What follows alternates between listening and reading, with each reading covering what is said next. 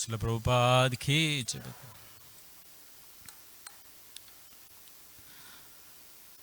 Om Namo Bhagavate Vasudevaya. Om Namo Bhagavate Vasudevaya. Om Namo Bhagavate Vasudevaya.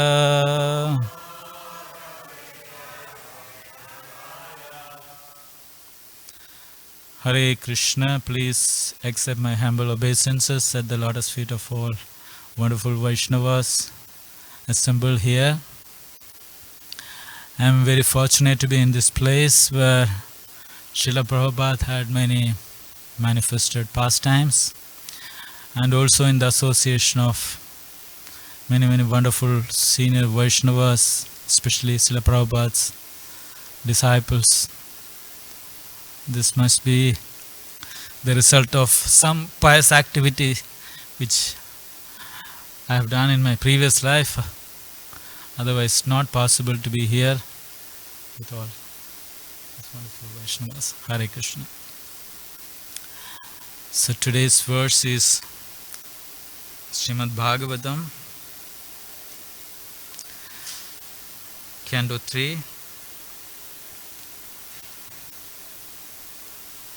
Chapter 3, text number 27. Hiranyam rajatam shayyam. Hiranyam rajatam shayyam. Vasyam sajina kambalan. Vasam sajina kambalan.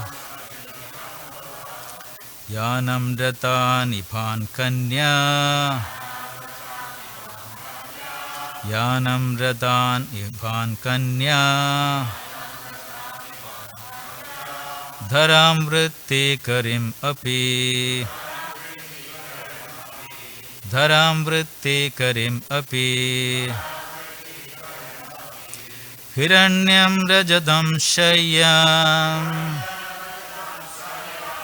Vasyam sajina kambalan. Yanam datan ipan kanya. Dharam vritti karim api.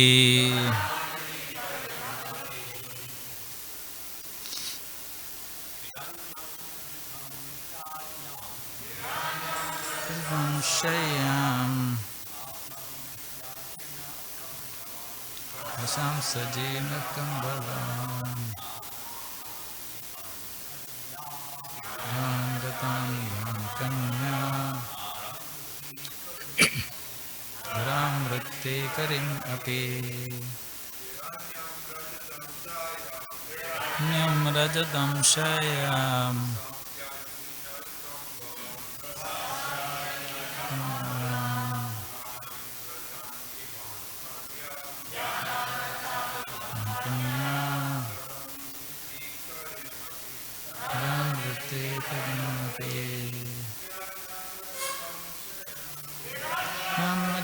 Shayam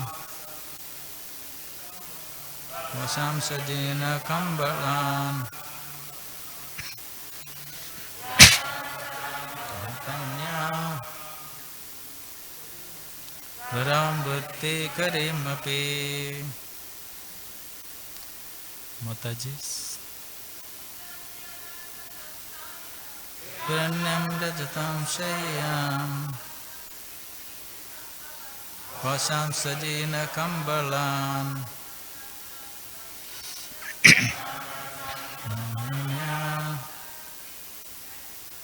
Dharam vritti karim api. Hiranyam rajatam shayyam. Vasam sajina kambalan. Datan kanya. Dharam vritti karim api. Hiranyam rajatam shayyam. Vashamsajina Kambalan Yanam Radan Bankanya Vandite Karim Api. Hare Krishna, word meaning Hiranyam, gold, Rajatam, gold coins, Shayyam, bedding, Vashamsi, clothing, Ajina, animal skin for seeds, Kambalan, blankets, Yanam, horses, Ratan, chariots, Ibhan, elephants, Kanya, girls, Dharam, land, Vrittikarim, to provide livelihood, Api, also. Translation and purport by His Divine Grace A.C. Bhaktivedanta Swami Srila Prabhupada Ki Jai. Translation. The Brahmanas were, here the system of repeating the translation. No. No, I follow the system here. Yeah, okay. Yeah, please repeat the translation. The Brahmanas were not only given well-fed cows in charity, but also gold coins, bedding, clothing, animal skin, seeds, blankets, horses, elephants, girls, and sufficient land for maintenance. Purport. All these charities were meant for the Brahmanas, whose lives were devoted entirely to the welfare of society, both spiritually and materially. The Brahmanas were not giving their services as paid servants, but the society provided them with all necessities. It was arranged for some of the Brahmanas who were in difficulty for marriage to be given girls. The Brahmanas therefore had no economic problems. The Kshatriya kings and rich mercantile men would provide them with all that they needed. And in exchange, the Brahmanas were completely devoted to the elevation of society. That was the way of social cooperation between the different castes.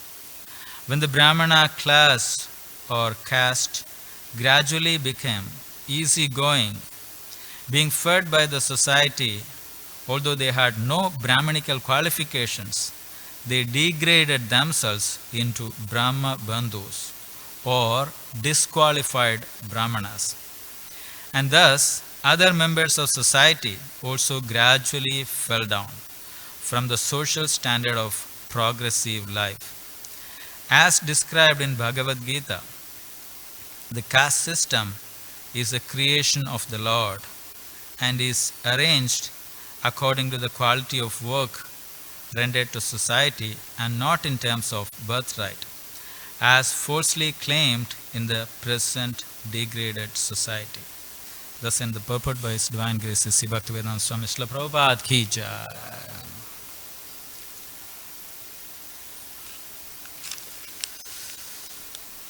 Hare Krishna. So, Srimad Bhagavatam is all about many questions and answers right from the beginning, right from chapter 1. So, the 6 questions were asked by the sages of Naimisharanya, Shreya, Sara, Jata, Leela, Avatar and Ashraya. These are one word term by which we can remember those 6 questions. Shreya means what is ultimate good for all the people. Sara means people in Kali Yuga, they don't have much lifespan, less memory. So please tell us what is the essence of all Vedic literatures. We cannot read even Srimad Bhagavatam, which is given by Srila Prabhupada. We don't have that much time. So, what to speak of Vedic literatures? So, give us the Sara. So, the question Jata means, why the Supreme Personality of Godhead, Sri Krishna, appeared as the son of Vasudeva and Devaki. Then the question Leela is mainly focusing on the Krishna's creative pastime, just as Mahavishnu, Garbhodaka Sai Vishnu and Kshirodaka Sai Vishnu. Then Avatara is asking his in his Leela or pastime in different incarnation. And Ashraya means once the Supreme Personality of Godhead, Lord Krishna, left for his abode where the religious principles have taken shelter. That is here, Srimad Bhagavatam. So, it's always wonderful or one's fortune that one can take shelter of Srimad Bhagavatam. So, some questions were asked by Parishit Maharaj to Sukadeva Goswami in end of second canto and in the beginning of the third canto. And Sukadeva Goswami answered with a conversation between Vidura and Maitreya. That is the episode where we are in. Questions. Yeah, you ask certain questions, and actually these subject matters were discussed by Vidura and Maitreya Muni. And what kind of questions they asked is very important. The questions, Bhavabdi Logamangalam, the question should be for the benefit of all, for benefit of everyone. So questions can be asked even to a saintly person about some material things, which is not taking the best advantage. I remember one time, I believe, Bhaktivikas Maharaj came to our center, and one person, a little bit new, he came and requested us. Maharaj was busy with so many people, and he said, I want to see Maharaj urgently. So we said, urgently and urgently. Also, we said something so important for him. So we took him inside, and he asked the question to Bhaktivikas Maharaj, Maharaj, I want to go to Australia. Can you please tell me how to do that? Maharaj said, I can't tell you this. I can tell you how to go to Goloka Vrindavan. So, so there can be so many different kind of questions. So that's why this Sudha Goswami said, Muniya sadhu prishtoham. Sadhu means, the questions you are asking is very, very valuable. Why? Loka Mangalam. It's for the benefit of the whole humanity. So here, coming to this part of Srimad Bhagavatam,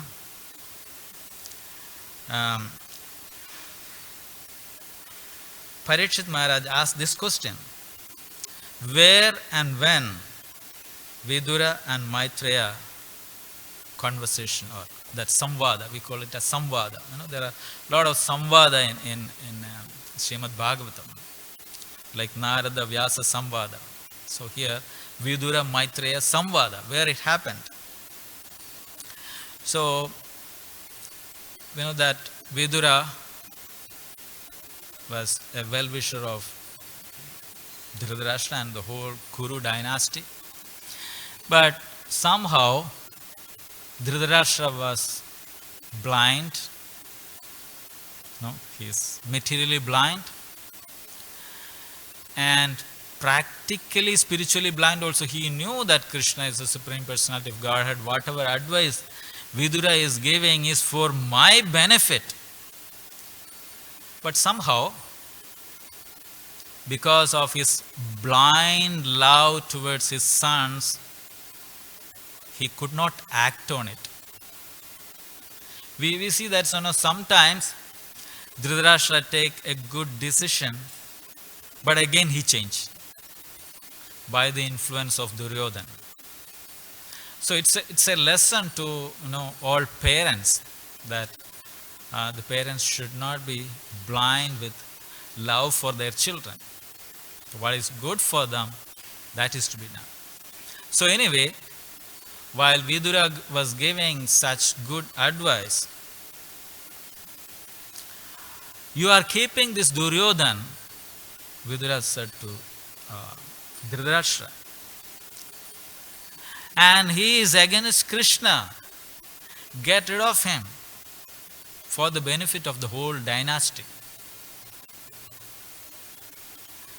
And Duryodhana heard about it. How dare are you? We are taking care of you. We are giving you all your requirements, and you are on the side of the enemy.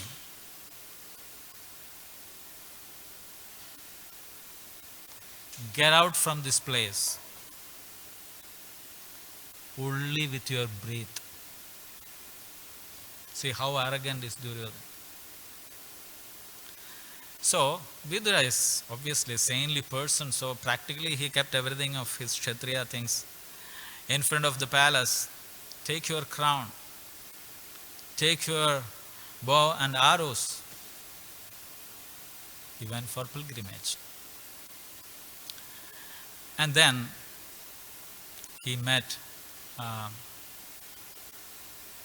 Uddhava on the bank of Yamuna. And then he inquired about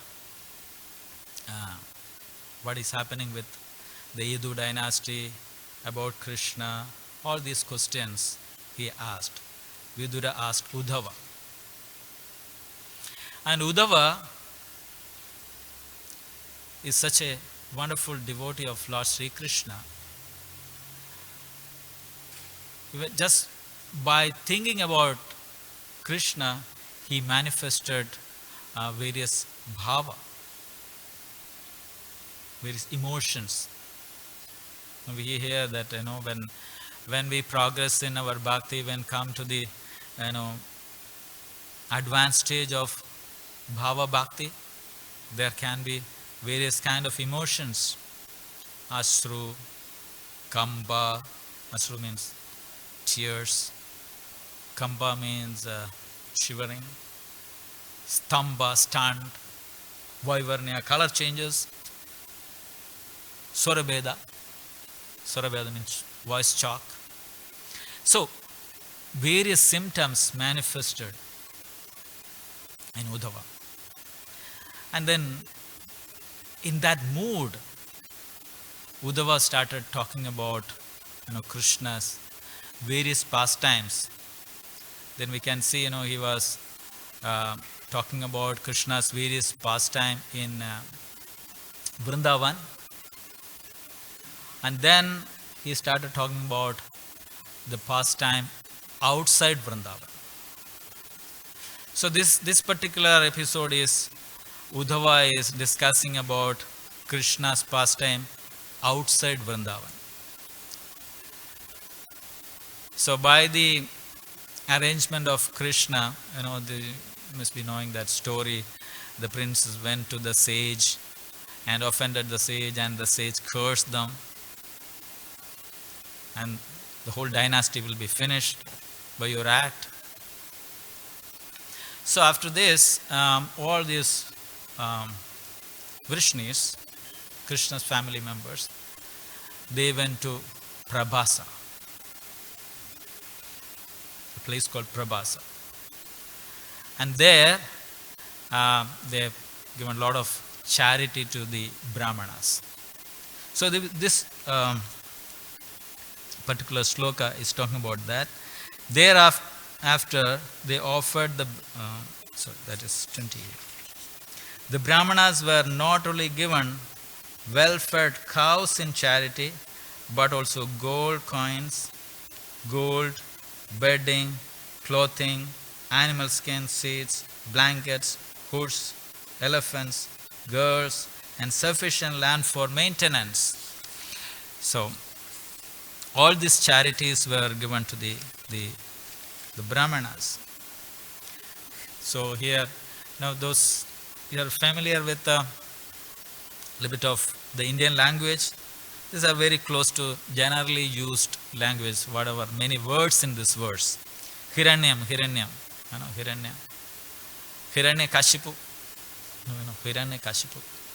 So he sleep on golden bed, Hiranya Kashipu. Hiranya means gold.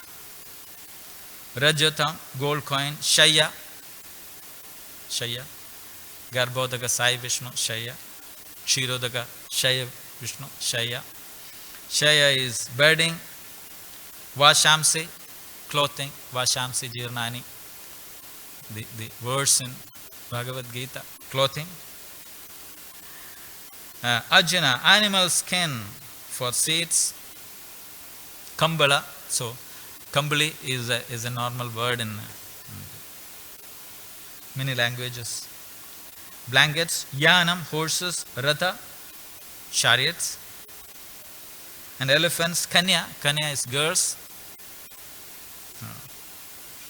And then Tharam, Vrittikarim. Thara is actually earthly planet. Thara, Tharitri, Choni, Kshiti, like that. Different names are there for the earthly planet. So land were given for livelihood.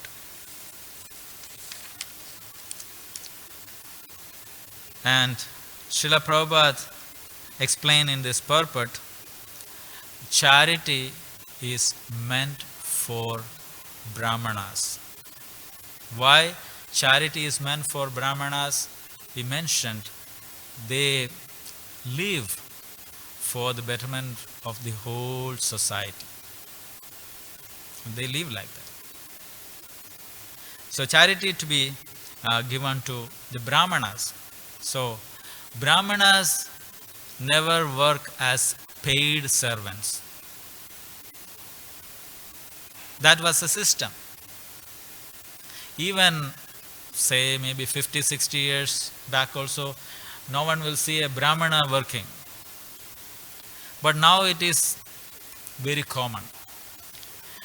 Neither the society take care of the Brahmanas, nor the Brahmanas are so qualified. So that's why our Shastra says, Kalau Shudra Sambhava. In Kali Yuga there is no more Brahmanas. Practically everyone is a Shudra. Everyone is working under someone. So whoever is working under someone is a Shudra.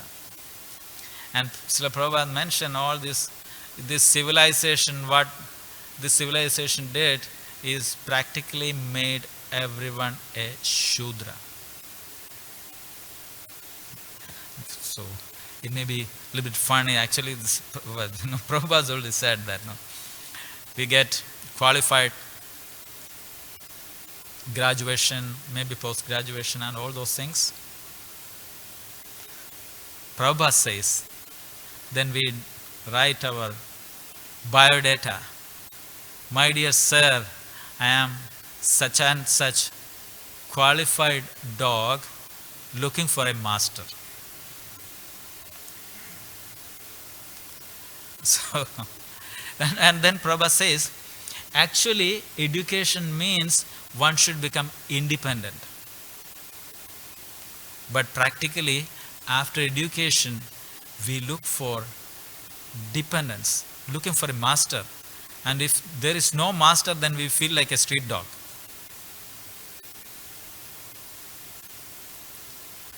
So that's a civilization. So the Brahmanas are practically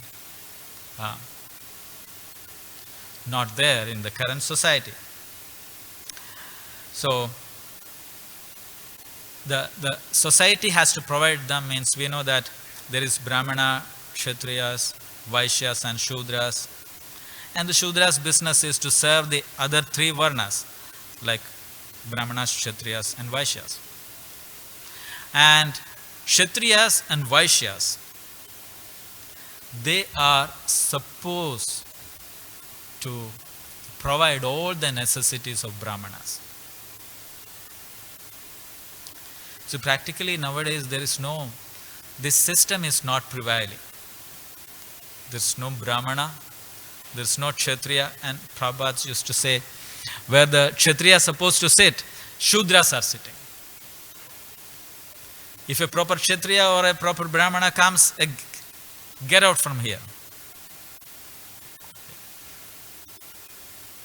So everything is practically collapsed.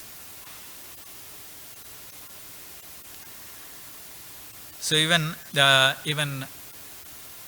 like Prabhupada says, in Bengal, even before say 100 years or so, still there were this culture. The Brahmanas were sit in some corner of the village, and all the village boys will come. They will learn from this Brahmana. There is nothing like feast. And these boys will bring some grains, vegetables. They'll give it to the Brahmana, and he's happy with that. So we know some Chanakya Pandit. So Chanakya Pandit removed, I forgot the name of that king. He removed the king. Samudragupta. Huh? Yeah. And he was not dependent on the king. And he made the son as the next king. And the son came to Chanakya Pandit and said, "My dear sir, you are living in a hut. Please come with me. I'll make a palace for you. And stay in that palace comfortably." And Chanakya Pandit said, "How dare are you asking me this kind of thing? You know the fate of your father? Same thing will happen to you." So Brahmanas were so powerful. They can even remove the king.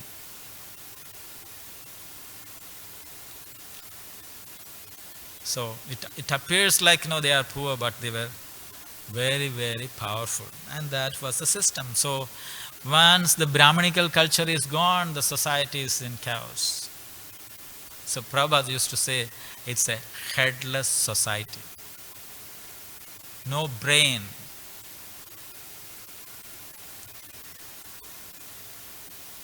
And he says when Brahmanas are in difficulty for marriage, then girls were given everything, every need of the Brahmanas were met. And Prabhupada mentioned here that there was social cooperation between different varnas. So, even actually, sometimes people talk about classless society. It's impossible. Whether knowingly or unknowingly, class is there. Someone was talking about China. They want everyone to be the same, and it is not possible. If you think in a different manner, these classes are still existing in a kind of a perverted way. Kshatriyas, there are people who are ruling, isn't it? Yeah. The president or prime minister, whatever it is. And then there are soldiers, Vaishyas, there are people who are doing business.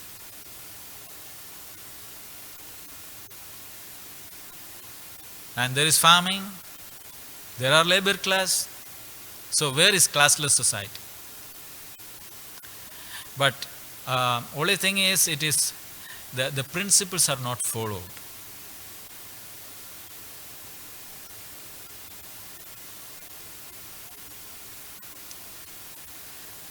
So Prabhupada mentioned here,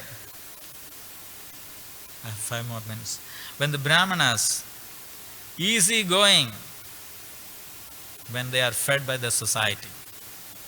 easy going. Okay. Nowadays we can see there are so many people, they learn some mantras, they do different pujas and make a living out of it. So easy going. And no Brahmanical qualification, only some mantras. They know some mantras. And what is behind the mantras? Do not know. And sometimes the people in general are fascinated to have different kind of pujas. Especially in India, we can see, call someone for this puja and that puja. This is going on. And there is, fees for that. He will say, for this puja, fees is this much. That's not quite Brahmanical. Yeah. So, and Prabhupada mentioned here that this four varnas are the arrangement of Krishna for a nice society, as it's mentioned in the Bhagavad Gita, Chadur Varne Maya Srishtam. These four varnas are created by me alone. But based on what? Guna Karma Vibhagasa, Guna and Karma. Sometimes when people say that, Krishna has made this caste system and there is a lot of problems.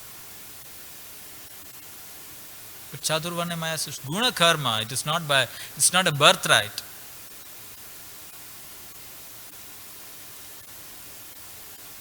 So, the caste system is arranged according to quality of work, not birthright. And our Shastra says, even someone who was born in a dog-eater's family can become a spiritual master. Sat karma nipuno vipro mantra tantra vishara. This is talking about today's Brahmanas. Nipuna means expert. Vipra, Brahmana, expert Brahmana. In what? Mantra and tantra, everything he is expert. Avaishnava guru nasyad. If he is not a Vaishnava, he cannot become a spiritual master. Vaishnava sapacho guru. Sapacho means even if someone take birth in a dog-eater's family, if he is a Vaishnava, then he can be a spiritual master. So, in short, Brahmanical culture is very important, and we all know that. Srila Prabhupada mentioned that, we want to make many Brahmanas for the welfare of the society. By this, I end the class. There is 3 minutes. If you have, yes, Mataji. And laid out very nicely the way of doing a very sane and self-evolutionary society. But how do we go from where we are to attain that? Because, like if a Brahmana just relies on donations, he has to pay his rent, he has to do so many things. So it's okay if everything's in place and he's getting the charity, the land and the cows from the people, but in this day and age it's not like that. And if, for instance, you say to someone a donation, you may get like a few dollars for something, and not be able to even eat, for instance. So I'm just wondering how we're going to, as a movement, make the appropriate steps so that we can go back and actually live according to what Srila Prabhupada is saying is the perfect society.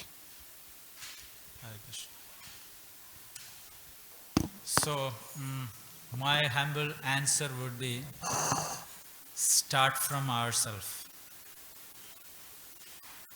See, we have, so many devotees in the movement, and we have to think ourselves that how many of us are becoming serious. So if we can make, each person can make another person a devotee, so gradually the changes will happen. There is nothing like a magic by which, things will turn around in short time. But let's do what is in our hand. That's what we can do. Hare Krishna. Hare Krishna Prabhu, thanks for your very nice class. Welcome to New Dwarka. Thank you. I'm going to just make a short comment on her question, and then maybe you can tell us a little something about yourself, because most of us don't know you personally. In answer to her question, because it's Kali Yuga, certain things had to be changed that were happening previously. And that's the example that was set by Srila Prabhupada's guru, Bhaktisiddhanta Saraswati Thakur. Before him, there were certain things that sannyasis did not do. Dress nicely, ride around in cars, unheard of. But he stated clearly, he wanted his sannyasis to dress nicely and go around in cars, but for the right purpose. If you're doing it for the right purpose, for spreading Krishna consciousness, for preaching purposes, you can do that. Otherwise, don't spend a farthing. For preaching, you can make big, nice temples, big, nice devotee society, dress nicely, ride in cars. These things can be done for preaching, not for your personal aggrandizement. And specifically for ISKCON, Prabhupada said, if somebody's working for the society, ISKCON, they can be maintained to a minimum standard. If you need more than that, then you have to figure out how to get it. But if you work for the society, you can be maintained to a minimum standard. Thank you, Prabhu. Actually, if such questions are asked, so I will be answering based on where I am situated. There comes the difference, actually, because I am unfamiliar with various things maybe going on in the society here. So, yes, Prabhu.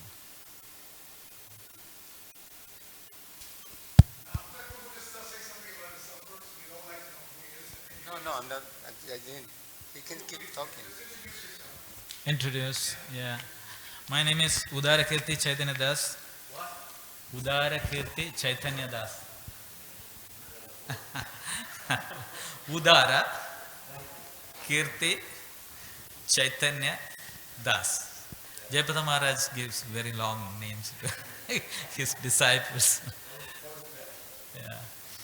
So I was working in the Middle East. That time I came in contact with devotees and then joined the movement, and later on I was temple president there in Bahrain. And then we started a temple-centered community back in Kerala. So now I am serving in that place. That's all about my humble self. Sashi, you had something? Yes, Prabhu, you wanted to ask something?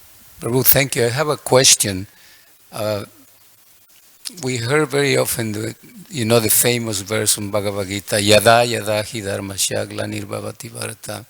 So the principle of Dharma holds the whole society in interactions, in dealings, and if it's done improperly, a big chaos, a big discrepancy.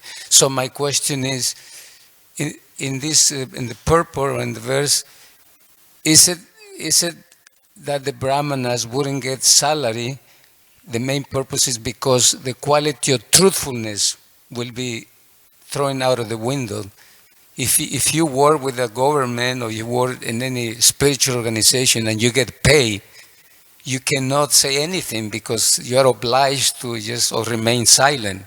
So that's the question. Is that one of the main reasons why also, they don't get paid or salary? Exactly. So you said the question and answer. Actually, if we have to give advice to someone, we should not be dependent on that particular person. If we are dependent on that person, it's very difficult to give advice.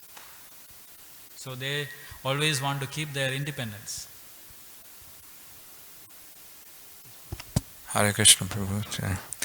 You were mentioning in one part of your class how Like in India, for example, there may be like so-called brahmanas. They do this puja and that puja, and they just basically maintain the temple and the deities just to make money and to earn a livelihood. This is kind of indirectly related, but when you said that, I was thinking how even like within ISKCON, we see that there's like people who do car puja. I don't know like where that came from, or if that's even legit. And I also sometimes question the validity and the importance of for example, when there's like a festival day, like Ramachandra's appearance day or something like that, for example, and we hold like a fire yagya outside. I was wondering if that's like of prime necessity, or would it be better if we held Sankirtan yagya, because we hear Harinam, Harinam, Harinama Eva Kevalam. There's actually any yagya in this age is basically useless except for Sankirtan yagya, and and also I also question in my mind. Maybe I hope I'm not offensive for asking this, but I'm just wondering. Maybe you can clarify it. But like when someone, like a devotee, leaves their body, and then we have like a fire yagya outside, and we have all these ceremonies, is that of absolute necessity or importance? Why have a fire yagya? We can all do congregational chanting. It's more powerful. And what is that fire yagya actually going to do for a devotee? You know, Krishna is going to protect that devotee. We learn basic philosophy straight from Bhagavad Gita. We're not the body, we're the soul. So why do we have to, bring people's ashes to India and spread them in the Ganges and things like this? Is it actually necessary? Hare Krishna.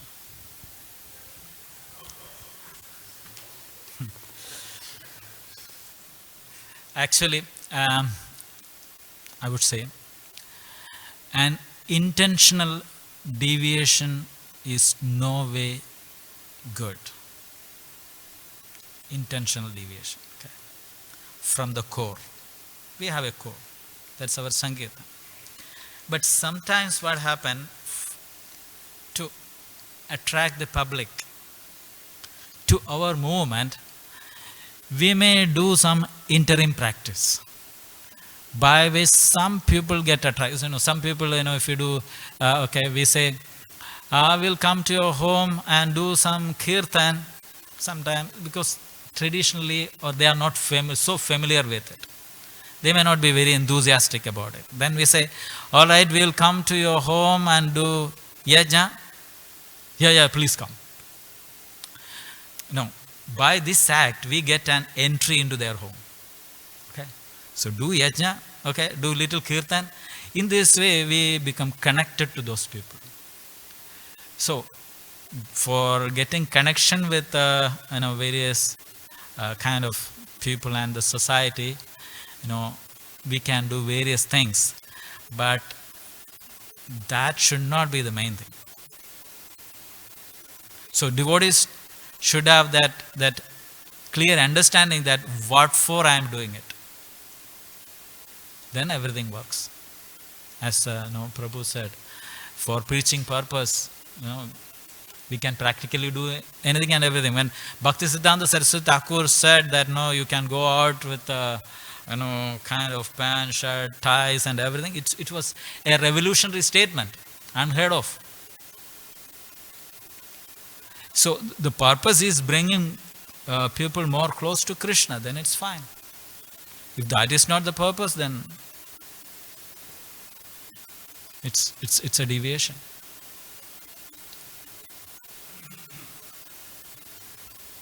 Hare Krishna. Thank you. Thank you very much for a nice class, Prabhuji. In regard to some of the things which have just been said a few moments ago, Krishna makes it very clear. He makes it clear in the pastime of Indrajagya that we had. He makes it very clear in his verses in the Bhagavad Gita: in all activities you just depend upon me and work under my protection. And just in such devotional service, be fully conscious of me. So what does he want us to do? focus upon Him. And if we do that throughout the day, when it comes to some difficulty, trial, tribulation, problem, it will come quite natural and quite easy because we are thinking of Krishna, depending upon Krishna, begging for the mercy of Krishna, for the guidance of Krishna, and receiving that, and in receiving it, being fulfilled as human beings, as devotees, who know that Krishna is there to answer. You don't have to go to 10,000 demigods. In that very interesting pastime of Indrajagya. So what did Krishna try to do? He tried to discourage this type of worship.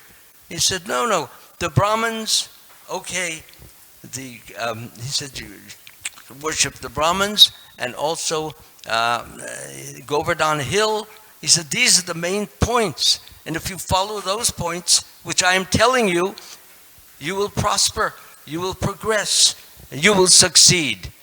But when we add and add and add and add and add and add and add, keep adding things, what happens is that the original idea is lost. And because it's lost, people think that that's okay because it's been going on. Tradition doesn't necessarily make it right. And that was what Krishna was protesting. He said, you don't have to do a special yajna for Indra. Do it for Govardhan Hill, who is non-different from Krishna. So this is the main point. We lose the main point in the minutiae, 1,000 different, and then we don't know what the real point is.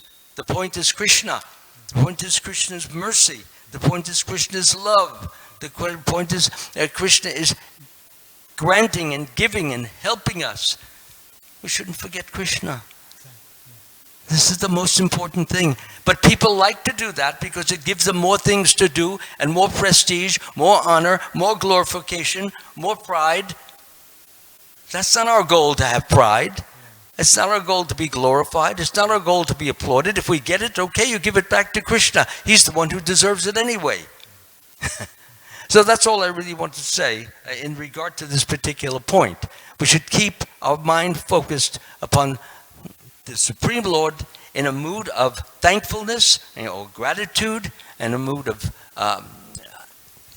wanting to become better serve Krishna, always knowing no matter how great, how wonderful, how glorious it is, it's nothing compared to what Krishna can make it. And when we think like that, we always go up. When we think, oh, well, this is pretty good, this is wonderful, everybody's praising me. What praises we get is irrelevant. What love we can express is very relevant. That's all I can say. Hare Krishna, thank you. Yeah, I just want to mention about the fire sacrifice, the different samskaras, and even having on Krishna's appearance day and Krishna's incarnations have a fire sacrifice for them. This is mentioned by the Goswamis, the 6 Goswamis. He says, as one does 6 things with sesame seeds on one's appearance day, such as offering sesame seeds in the fire, eating sesame seeds like that, he said one should also do this for the deity. And the Satkriya Sarantapika was written by one of the Goswamis, mentioned all the different samskaras. So the fire sacrifices go on, just like we do deity worship. Deity worship was from another yuga, but we still do deity worship. It's not that we just Sankirtan, but all the things that the Acharyas told us.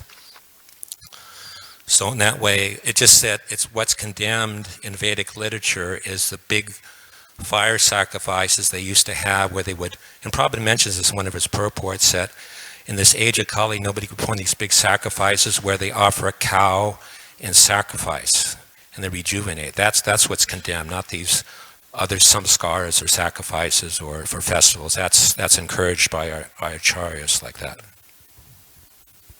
Thank you for bringing it. Hare